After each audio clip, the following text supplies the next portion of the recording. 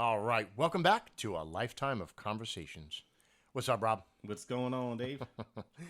Another day Yep. talking about stuff. Stuff. Yes, we're talking about stuff and things. And things. This one's cool. You know, I love, and it's funny because you can surf the net and find all kinds of crazy tech, right? Like what people will put microchips into, and what people will turn into a Bluetooth device, right? Like everything. Yeah. Actually, I was going to tell you, I have a pair of, my wife gave them to me. She didn't want them. Her friend got them. A pair of sunglasses, and they have speakers in them, and they're Bluetooth enabled. They're amazing. That's cool. Yeah, I drive around, and I could just listen, and I could just press the button. I could take conversations. It's basically what the earplugs with it in the glasses, right? Yeah. And I mean, I make use of them, and they're actually pretty amazing. But they'll stick them in anything. But like when we really think about it, how far have we really come when it comes to like medicine and technology? Like they've been talking about nanobots for decades, right? Mm-hmm, yeah. I mean, let's just leave fusion alone for a minute here. But like we expected to go so far from the rate of technology, but we haven't, and with good reason. It takes, especially when it comes to humans. I mean, look with Neuralink with Elon Musk. I mean, and, you know, just to get the first trial, which was amazing. Did you hear about that? You ever, Yeah. You watched a guy play video games for 10 hours straight with his mind. I mean, it's amazing. But that took a long time just to get it into a person, and that was a faster iteration than most companies. They go decades without ever touching a human trial. Yeah, the FDA takes. Yeah, I mean, forever. and in a lot of ways, with justification, it's you don't want to stick that shit into someone, and it does what you don't want it to do. I mean, what if somebody is terminally ill and they decide? I mean, you could donate your body to science Yes. after you die. Why not donate it while it's still viable? Sign waivers, and that's where I think they're targeting anyway, because they want it. It's a medical device first, and I only bring it up because it's an example of, even though cognitive implants have been around for a really long time, but they're usually more bulky, they're more specific, they're narrower, they don't have exact, they don't do as much, or they don't have as much of a broadness to them. But so that would be just an example. I'm sure we could find plenty of other examples, but this one caught my eye. So when you look back, we go back 6,000 BCE. The way we diagnosed things inside the body was like basically surgical exploration. So they had to cut you open.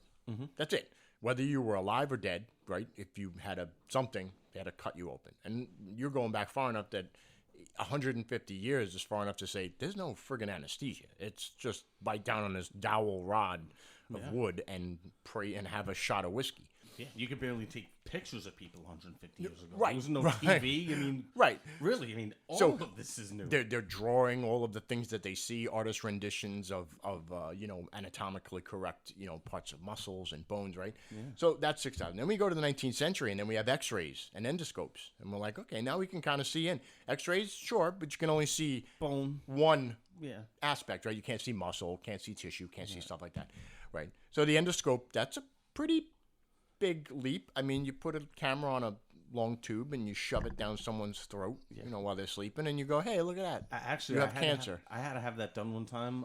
Really? Yeah, for my throat, I went to an ENT specialist. Okay. And he didn't put it down my throat. He actually put it up You went my up your nose? Now, were you awake? Oh, yeah. See, that's madness. Yeah, and then he made me say certain sounds and stuff because he wanted to see, because, Right, it it opens was and something with my closes. singing voice. Okay, Something. nasal voice, sure. Yeah, sure, so sure. he was like, he wanted to see how my vocal folds were vibrating and this Yeah. and that. And it felt so weird when he put it I up can the only nose. imagine anything going up your nose the wrong way It is wasn't it's weird. weird. Painful. It's just weird. It just felt strange. It's like, remember we were in school, we used to take Twizzlers, or not Twizzlers, those thin stringy candies, and you can like feed it through your nose Yeah. and make it come out your mouth and floss. Yeah, well, And when it's you like, say we, you that's mean weird. you. I I guess- watched you do it. I guess, yeah, that was me. Yeah.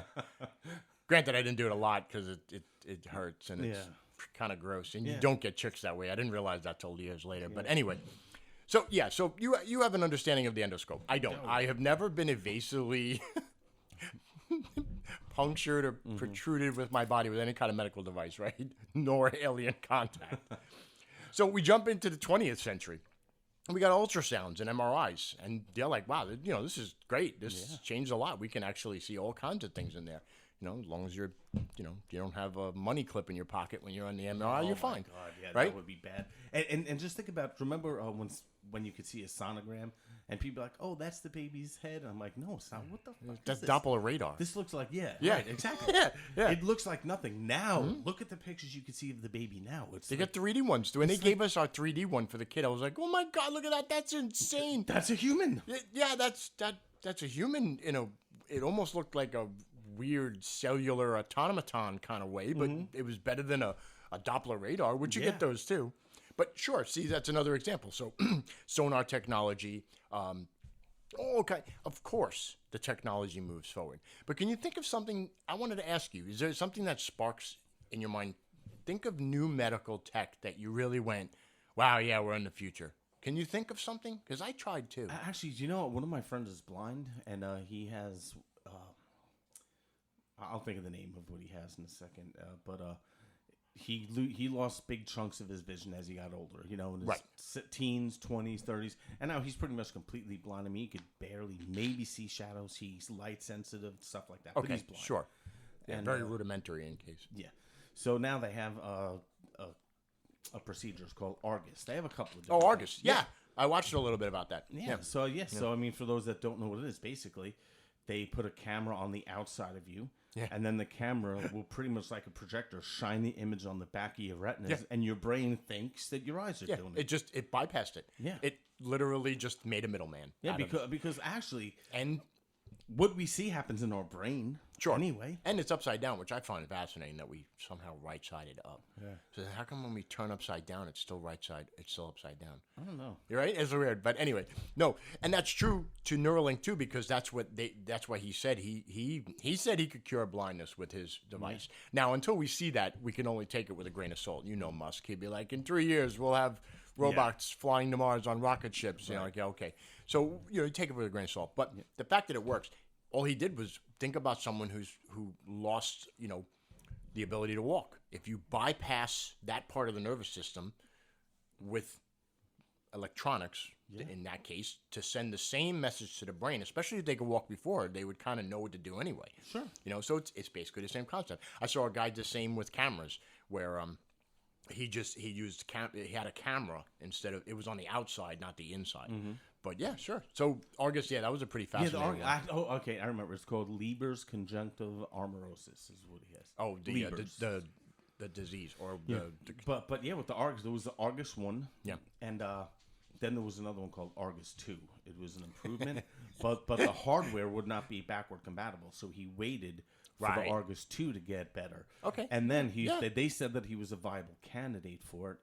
But then COVID came and it pushed back all the trials. It pushed back all of his tests, all that stuff. It probably set back. And then you think about the kind of stuff that sets back. Because they either have to start all over again because they can't continue, they can't get a full picture. That must be tough. It's like I can't even watch like a television show like when one season stops and then 8 months later I'm like, well, what the hell happened? I got to watch the last episode to remember. I'm like, oh, yeah, that's right. Okay. Yeah, exactly. So, that's a good example. So this one's great. So now we're in the 21st century, and we've got microbots and nanobots. Now, we do have them. We just haven't used them. Like, they make all kinds of tiny little robots for all kinds of things. And then shoot them in your bloodstream. Well, that will be eventually an actuality. There's no such thing as a science fiction anymore. It's really just a when to a science fact, right? We've talked about this many times. And I know I'm kind of the future optimist when it comes to tech, but it's right in front of our eyes. I don't know why we can't imagine this being a thing. So here enters PillBot. PillBot. It is literally called PillBot. Now, I watched a TED Talk on it, and Adam Savage from Mythbusters even toured the factory. And so it's a wireless RC pill-sized robot with cameras and LED lights. And it's like, I would say it's like they say like a horse capsule, like a larger size capsule, still swallowable. You swallow it, and a doctor, an obvious, I don't know what you'd call a stomach doctor. Oh, gastroenterologist. There you go. I see. This is where I get lost. But he drives it around your stomach with a video game controller. I'm talking like a high-end Bluetooth controller you buy from like Amazon. But you don't need a doctor to do that. I mean, you and I played RC Pro and Midnight Club. Yeah, that's it. Well, I mean, okay, when it's in the body, that might be one thing. You don't want to maybe go through the wrong hole. I don't know how many holes there are on a stomach, but let's just say this is a I've got yelled at for... Not that hole. Not that hole. I'm sorry. It's dark in here.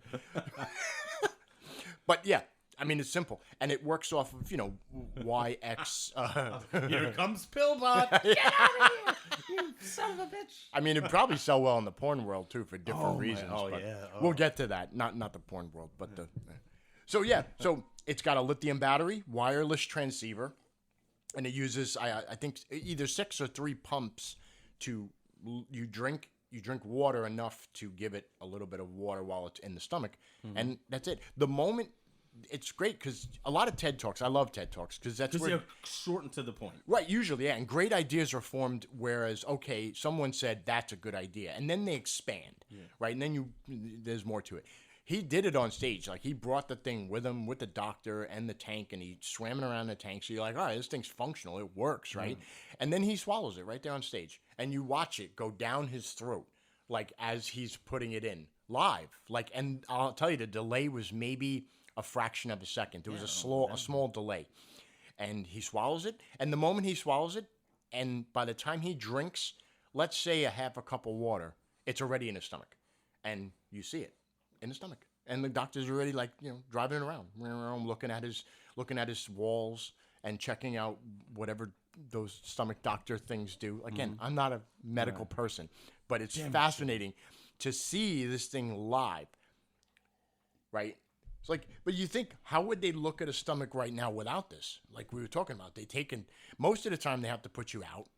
They lie you on your side. They shove a long rubber cased tube down your throat with a camera on the end of it. Yeah. And wiggle it around to figure out what they're looking at. Yeah. I mean, it's really no different. And if you think about it, you could just go to the doc and they're getting to the point where they can mass produce this thing where it's relatively cheap because an endoscopy. How do you say it? Endoscopy. This is why I can't. If I knew how to say it right, you. Endoscopy. That's it. Endoscopy. That sounds better at any rate. Yeah. One of those is going to cost a pretty decent chunk of cash, right? Even with insurance, co-payment, and all that. Even if you couldn't, it's got to be thousands of dollars. They're putting you out. Anesthesia alone. Anesthesia alone is one of the most saving and dangerous things. Right? It's just as dangerous as it is saving. We'd rather be put out than have to suffer through the pain. And their malpractice insurance is crazy. Oh, insane because of the very small, right? Like I guess it would be the tiny factors of gauging what is too much for a person, what's not enough, right? They almost kill everybody that they find. Right? Yeah. And then there's debates on whether when you're under anesthesia, are you still conscious? Do you have actual thought? Because it's like you blink out. There's no dreams. There's no nothing. No. You are just out. And then you're up. So then there's, right, and then you're awake. So then there's like always that question, right? All that aside, that's expensive and invasive. And they throw away most of that stuff. I'm pretty sure they don't shove the same one down someone else's. Or at the very least, they're going to throw away all the things they use. Let's say like the rubber gloves, the needles, right? So there's a lot of waste from it anyway. Sure. But the PillBot, you take it, he does his thing. It takes, I think he said like an hour or so, or 45 minutes for it to make its way through your GI tract, and then you just poop it out and forget about it. You don't go and retrieve it. You just flush it. Oh. And it's amazing. You have to look it up and watch it because again, I wish sometimes I had an ability to show you because it's like wow. That he just swallowed it and you watched it go down and it's got little LEDs and it swims around like a pill. and here's where I'm going to demonstrate how much of a moron I am. What I would do, I would have 2 doctors, have the guy swallow 2 pills and do internal battle bots. Internal battle bots. Have them fight inside. Yeah. Welcome to the stomach arena. Wait, these don't have like lasers as saws on them, do they? Nah. This is going to be a caustic experience, folks. Yeah, in the red corner. But they were talking, and then even then, eventually it won't just stop with the stomach because it's going to go through your small intestine, your large intestine. So you even have the ability, think about colonoscopies, right? It's the same thing. So you could literally sum up a couple of treatments in in whatever, even if they made you take something to relieve your bowels quicker so they could speed up the process. But it's also something that's wireless. So it could be done. You could take the pill at home, have a stable internet connection, and your doctor could be in Malaysia doing the driving and diagnose you from there. Like, it puts a whole nother aspect to, like, I don't know what you call it with when we like internet diagnosis now, when you chat with a doctor online and he's like looking at you, tell me your symptoms, show me the problem. Like, I have to go all the way there, and you look at it for 1 second and sit and give me some antibiotics. I came all the way here for this. Why couldn't we do this way? Right. So you think we have made progress, but this one got me. I was just I was really floored cool. by it. And the cool thing about it is, just think, like, right now, what is constricted to is your stomach and your GI tract. Just think about what they can do when they could finally get something like that into your lungs. A way to and they immediately talk about it in the beginning, going, it's just a very small step into an even smaller robot, which ends up being nano. Now, they'll never actually be the size, at least in the next 50 or 100 years, to the size of like tiny, real nanobots. But if they're small enough, I mean, they were talking to get into the brain-blood barrier, to get into the blood, like you said, to travel veins to find, clots and corrosive spots. And then maybe even emit some type of a chemical or something that could eat away at the clot. And he even went into calling it like, he turned it like, he's like, it could be surgery bot, and then one will be this bot. Like, they'll have different versions. And they built, Adam Savage is awesome too, by the way. I don't know if you ever watched his stuff. I don't watch all of it. I'm not great in the engineering, but he's really... Mythbusters, yes, I've seen. Well, yeah, but he has a show that he does, like, in-depth detail on the engineering of whatever flights his fancy.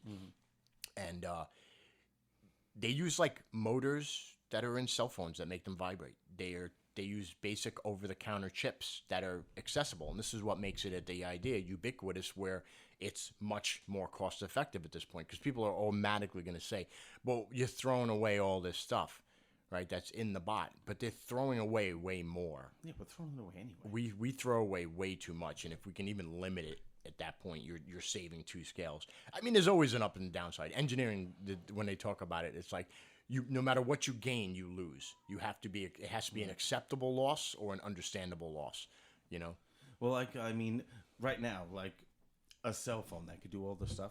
If you gave it to the world's leading scientists 100 years ago, they would all gather together for weeks and weeks and study it and use it and look at it. And right now, as we speak, some 8-year-old kid just dropped it in the toilet. Yeah. And now Mom took and it Dad straight out and put it in some rice.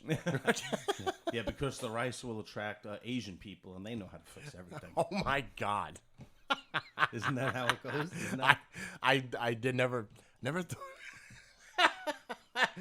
I mean, if they put it in basmati rice, maybe an Indian guy will come too. I mean, it's a whole nother version of tech support. Yeah. But That's funny. yeah, I mean, even the sense that, like, it's a lot like how, and not all these tests are great. Like, we learned with COVID, the home COVID tests weren't exactly accurate. No. They had like a 50% failure rate, or something didn't even ridiculous. know what the hell COVID was. Really. Right, and people are buying them and, like, like spitting into tubes and sending it away like that's going to be the thing. And I get it; it was a good idea, but we tried and tested. You need some time. Right. But now people are mailing their poop. Well, but that's another thing too. Like, even I forget what they call that with where, like, you send if you have healthy bowels, you send it into a company. They basically, like, dry it out, clean it, sterilize it, and then give it to someone else and orally. Insert it. No, they put it in. They give them to them orally now. Yeah, it's in a pill. Oh, really? Oh, yeah, because they used to do it that way, but it's evasive. Look, all we're trying to do is be less evasive, be less time consuming, be less of the way we've always done it. How I've always said, why do we do it this way? That's how we've always done it. Well, stop doing that. Let's try this. I don't like change. I mean, now we're swallowing shit. We're sending shit in the mail. Why can't we just light it on fire on someone's doorstep and knock on the door and run away? I mean, that's what shit. Because that's not helping Mr. Smith's bowel movements. No, I'm sure moving his bowels right off of the couch to the front door. And then he's gonna move his ass and go get his fire extinguisher. So, and even when you think like how you were talking about the Argus 1 and Argus 2, right? Like there's always going to be an iteration. There's always another one. There has to be. It's the nature of technology, right? Otherwise, we'd still be on iPhone 1.2. But the next iteration, they're looking at adding accelerometers to and sensors and a lab on chip so that so AI could drive it. I mean, because the stomach's not a big place, and it really only has so far to go. Yeah, they it's can like the even size of a fist. really. Yeah, give or take, depending. Let's say at the biggest of a grapefruit or something of that size. And again, depending on all kinds of, he hit all the walls of the stomach in less than like a minute and a half. And then he was like, and that's where you're gonna go, and we eventually, and they show you, it looks like a puckered asshole. That's basically the entrance to the I guess the lower intestine, small intestines first, large is second, yeah. And I'm like, fascinating. Like, I mean, I've seen the anatomical scales. I understand the basic parts of the human body, but when you see it from that angle, you're like, oh boy, what movie do you think about? Oh my god, you remember the movie? What is it? Inner Space. Inner Space. Yeah, they shrunk those astronauts down in a little spaceship and injected them in the person, and they flew around. Yeah. You're talking about 1981? Oh my god, that's 84? right. I don't remember what year it was. It doesn't matter.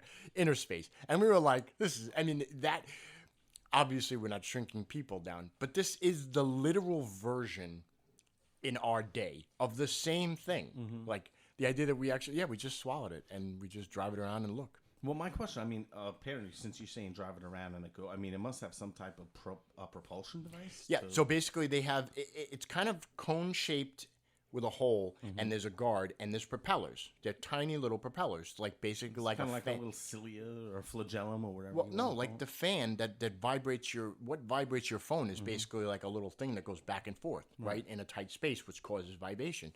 But in that space, they somehow configured it to make little water jets. It moves like a little submarine, basically. And, it's all protected, so none of your, it doesn't, nothing can touch the propellers. And again, like I say, when you look into it, I did as much research as I could because it is relatively new company, but watching their iterations, they started with a pill they called it pool pill, and it was like, giving it the size of a Dachshund hound, and you're like, nobody's swallowing that fucking thing. But of course, you have to figure out the mechanics. And what I find fascinating about like not only engineering but science, it's like, especially when it comes to like quantum mechanics and the idea that the smaller you get, like not that physics changes, but it changes how the thing you built that was fine when it was big reacts now, right? Whether it's the viscousness of the water, how thick it is, right? It changes fluid dynamics. Is like, and I'm learning layman's surface level knowledge of like understanding like that makes sense, but it's the same thing with the quantum world. Everything. Not that physics changes, but it definitely does things that we can't even predict. Or understand. Right, we can barely understand, but it does make the difference the smaller it gets. Yeah, it's like the double slit experiment and like spooky action at a distance. All that's what we do. Right, predictions go out the window because it does what it does. Right. Don't ask me how. But that I think not that we would ever have. I think robots in 200 years the size of quantum size, but anything close enough to be the size of a cell would be enough, or even like I'm happy with the large. So just make a Terminator with an Austrian accent. That's all I want. Your clothes, give them to me now. Yes, sir. Yeah, that would be interesting. Yeah, but you could put these things up your nose and your ears. Well, yeah. I mean, most great ideas always need a proof of concept, and once that proof of concept is prototyped and proven to work, that's it. All you really need at that point is backing, money, and support. And, all that goes together, But they're looking 2 to 3 years to market from now. Wow. Which is, like, amazing because usually, like, they show you this amazing thing. And they're like, in 5 to 10 years, we're going to have this. Oh, great. The doctor gave me 2 years to live. Right. Like, it only helps, like, it helps future generations. Yeah, but they're looking, because they already have the prototypes. So all they needed mass market and money and because everything changes at scale. Like, even like, again, not to go back to him, but like what Musk says, he's like, you can make a great electric car, but then making it at scale and selling it, that's the hard part. Yeah. You know, and that works the same when it comes to any technology. Sure. Why cell phones cost $700 and more, you know, back in the day, and you charged $4 a minute. Yeah. Right? Yeah, and you had to carry 20 pounds of crap around you to make a phone call. And that was, the 80s, the late 80s. And if you saw somebody with a cell phone, you're like, wow, you must be important. Yeah, or like... You have either one of two jobs. In 1980, if you have a cell phone, there's one of two jobs you have. What are they? Stock market or... A doctor or a lawyer. I don't even think a doctor they still use beepers to this day. So they don't need the phone. Like if they get a certain code on a beeper, they're just going to the hospital. They don't need to know why. They're just going. Like even then, yeah, so maybe, but I would still think stockbrokers because they would be limited on time and money, right? More so. But sure, you're right. I mean, can you imagine a doctor on one of those big cell phones in 1980? It's like, all right, Miss Smith, please. This is very expensive. Your husband is dying of what? Exactly. Wait, he swallowed a penny. It's going to be. This is costing me $6 a minute. It's 2:00 in the afternoon, peak time. Do you know how much money this phone call? He swallowed a penny. He better be shitting hundreds by the time I get there. I hope it accumulates interest on the way. Bitcoin. If you even said this, like I don't even think kids or even young people would even understand what peak means, like peak time. Like that was a thing with phone calls in our day. Like even a long distance call. Like if you tried to call at 11 or 12 in the afternoon, that's peak, man. There's people doing business, and if you called after 5, that's okay. Everybody's home. You can call. We'll only charge you $2 instead of $6. You get nights and weekends free. A minute. Yeah, and a minute. And before cell phones, to us, peak time is when you drill a hole in the girls' locker room. Luckily, still illegal to this day. Yeah. Okay. Yeah, now you drill a hole in the girls' locker room. You see a bunch of dudes with bras on. Yeah. Nice game, girls. So and cancel time. That was well, it is cancel culture, so it would fit. I mean, I'm pretty much wrapping it up, but at this point, the only other thing that I found interesting that I did not know, and I want to look more into this, that they spoke about it being that it's really hard to create a frequency through the human body. Because we're like a biological Faraday cage. And I didn't know this, that after a certain frequency, it's very hard to I guess, broadcast out of the body. Because I thought it was fascinating the fact that they had a live feed the whole time. Like, it's inside the body, and you have a live feed running. That's wild. Yeah. And they use these low-frequency active tuning, like transistors, to maximize the frequency that keeps it going through, which is actually, it sounds like a whole lot of, like, I can't even explain it, but understanding that basically it's just running different frequencies, finding the best one. So this thing is doing a lot of stuff in this little tiny pill. It's like trying to dial in a radio station. It's just finding that tune back and forth. Oh, this is good to go back. So it's got a lot going on in it. But apparently our body is like a biological Faraday cage. Wow. Which I did not know. Like, how does, like, pacemakers, they must work off of a similar thing, right? Think of anything that's inside of someone's body that's electronic, which isn't much when you really think about it. Right. I mean, we really don't. We don't do that a lot. Yeah, like Dick Cheney, the vice president, had a thing that actually his heart wasn't pumping. Something was pumping blood for him. So technically, he didn't have a heartbeat. He was like dead. Right. Yeah. Well, he's like a vampire. Okay, yeah, he didn't have a heartbeat because we checked the heartbeat from the pulse, but he would have a pulse because something else is pumping the blood to his veins, causing the pulse. Wow. But sure, I mean, and you think, I think it's fascinating that we can even do this kind of stuff. Like, we can put little tiny robot things on a heart to stop you from having a heart attack or control your heartbeat at a time that it knows that it needs to be controlled. Yeah. That, I mean, just alone, that's fascinating. So do you okay? So our medulla is responsible for like our breathing and our heartbeat, stuff that we don't control. Right, autonomous. So like in a million years, if people just keep getting fake hearts, we're not going to have. It's going to shrink. We won't even have one anymore.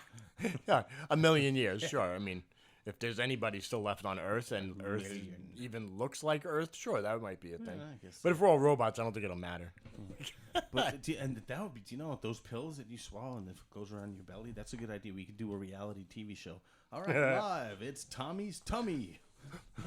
Can you guess what he ate? Ew. Yeah, because that's got to... And then they didn't really go into logistics, because then you got to think, like, you obviously can't eat before this, because there'd be a whole bunch of shit in there. Yeah, you'd have to take that go lightly stuff, drink that... Or now they have or pills just do the whole 12 to 14-hour, fasting thing, like you do for surgery. Don't you do that for surgery anyway? They always tell you, because why they don't want you throwing up on a table or having to process or digest, and there's all kinds of reasons. I'm sure I'm not a fucking medical doctor, but you get it. Just listen to them. Then you're gonna have these guys who think they're funny, stupid comedians. They're gonna swallow like a toy skeleton. The doctor's gonna be like, "Oh, now the TED Talk, like you said, it was short, 8 minutes, I think it was, and it's amazing how much information they can cram in 8 minutes. But again, what I love about TED Talks is that they made me research more. They made me look into more of it. And you go to the website, you can check out what they have. It's mostly just technical stuff for the most part. But when Savage did it, it was a 40-minute thing. Like, he toured the factory. They asked a question. So he was saying, like, even the guy who created it, he's like, you know how many of these things we've swallowed? He's like, I must have swallowed 50 or 60 different things in the years of making this thing. Or empty capsules, solid capsules, sizes, shapes, corners, edges. And then we would swallow weird things and then try to find them in the stomach with the bot. Wow. Like, they did the experiments on themselves. So at that point, I mean, that's the best human trial. You are the human trial. And at that point, but yeah. Did you ever see the one where they talk about really bad ideas? No. Oh, no, they're called Re-TED Talks. What is it? Re-TED Talks. Re-TED Talks? Yeah, instead of TED Talks, they're Re-TED Talks. You mean, are you trying to say retard talks? Don't use the R word. I know. All right, everybody, that concludes. He set me up. That's not right, man. I was totally set up for that. That's fucked up. I'm talking tech in the future, and you set me up for failure. Hey, it's a hard pill to swallow, man, but someone's got to do it. I think that too. What about space? Yeah. Right? Guy has a problem in space. Like, you have to send in 0G.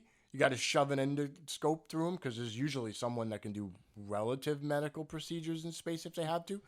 You fucking swallow a pill. Yeah. And we look around, and then, that one I think they'll save. Gee, what happens if somebody dies on the international? Do they do like Spock, just send them out into the ether? I'm absolutely positive that there are some sort of protocols, but luckily that's never happened. Oh my god! So I mean, I don't know if they're still stuck up there because Boeing screwed them up. But have you heard? Yeah. No. Boeing sent them up with their I forget what their capsule. Right? They have a capsule like Musk has the Dragon, and it got up there and it had some major thrust problems, and they couldn't bring the astronauts back. So I don't know if they're still up there. I haven't, because it was like 4 days went by, a week went by. When did this happen? A couple of weeks ago. Yeah. Oh, wow. No, it was big news because, Boeing is already having a lot of heat with cutbacks and cutting corners and whistleblowing and shit. Oh, and I heard about the whistleblower. Yeah. And again, when it comes to space, they don't mess around. So what ends up happening, you got a capsule, because basically it's all automated. They send the capsule up on a rocket. The astronauts are in it. Everything went to according to plan until they were docking. And then they were losing thrusters of some sort. Now, again, I surface level knowledge, people. I follow as much as I can to understand. The thrusters were having some kind of difficulty, and they didn't feel comfortable sending them back. So they have to do testing, and God knows what it does. So they're still in? They're not on the space station. They're still in the capsule. Oh no, they're in the space station, but they it's like your Uber car broke down and there's no Uber. There's no other Uber. You can't get back home. For now. I mean, it's not a huge deal. The news makes things a lot more of a big deal. I thought they were like dead. Well, but in a way, it would be the worst case scenario if there wasn't an alternative. Like, let's say there was no space station. Yeah. Right? And they were just doing, like, I don't know, an orbital test. They would have been stuck, or they would have had to abort and do a different method to get back down. But the space station, they docked, because it's all automated now. It's not like there's a guy with a video game controller docking it. No, a fucking computer does it now. And if, for some reason, that computer fails, that has 3 redundancies, I'm sure, then a person is skilled enough to do it. But because even the Dragon capsule, the 2 astronauts that did the prototype mission when they flew to the ISS, they did a joyride in space. Like before they docked with the ISS, they have to test that the manual controls work, right? You know, because what happens if the computer fails? We can never fully rely on computers. They are great, but you still need that one guy or those few people that are skilled enough to do the oh shit problem. Because I remember I was working in a restaurant one time, and it was like the first time I ever saw this, and it was instead of using tickets, they had all the computers, and it was all Linux based. You know, you click, you know, you just touch the buttons with your fingers. Right. You mean a POS system, the point of sale, where they... No, in the kitchen, instead of getting tickets... Oh, instead of a ticket, right, we get the screen. Yes. And the first thing I asked the chef, I'm like, what happens if they break? They don't. I'm like, eventually I don't think you understand computers. Power goes out. Yeah. You got to still work. Yeah. You don't have a ticket. Yeah. And then what you get is a bunch of waitresses and waiters running up to your window, chicken scratching, a bunch of crap on paper, and nothing ever comes out right. And they all need it on the fly. Right. Yeah. Yeah, like we don't know that. Yeah. But again, now you're absolutely correct, and it was a valid question. They don't want to hear that question, and it works, 97.5% of the time? That's enough. You know, just all I would have really asked is, what's the contingency plan? Yeah. That's all. Not what happens when they break, but what do we do if they break? I asked the chef because they will. I asked the chef that. What happens if it breaks? He pulled out a little flask of scotch. Oh my god! Yeah. He's like, fuck this. Yeah. Oh boy. Yeah, I left kitchens before the digital screen era. I was in restaurants, but I wasn't in the kitchen. I was on the other side, chicken scratching when the power went down. Yeah, right. Because usually the systems didn't crash, the power crashed. And with restaurants, most people don't realize too, is like if the gas works, they're still cooking. Yeah. Right? The hoods don't work. We have to open up all the doors and bring fans in and take turns at the grill because you're going to die of smoke inhalation. Your eyes burn. Oh, yeah. You have wet cloths around your face. You're just trying to get through. But it doesn't stop you from completing whatever orders you had. And it's so illegal to do that. Probably, yeah. But, you know, I mean, it kind of gave you that, like, you know, like, we have a job to do. You know, like you feel like, and then the health like we're saving humanity with this fucking steak. You know, like we've got to get this steak to customer 4. He's like, damn it, I'm making this burger. Yeah, but Johnny, you can't breathe. Don't tell me what I can. It's a spatula in his hands. Okay. Yeah. Oh, okay. I guess for now. So they have it over.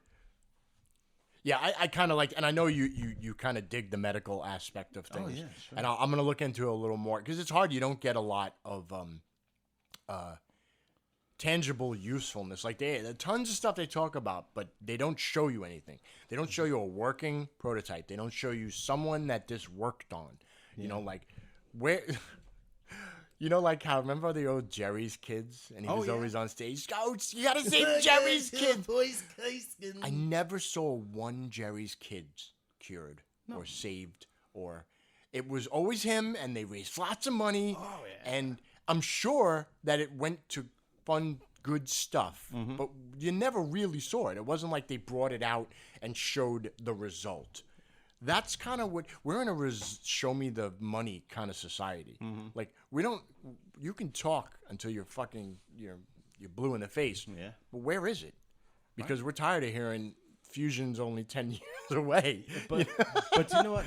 Not everybody in the world is going to fall for that bullshit. But enough are going to fall enough for it. that they fund it. That they fund exactly. Televangelists wouldn't have money. You took the word. That's the idea.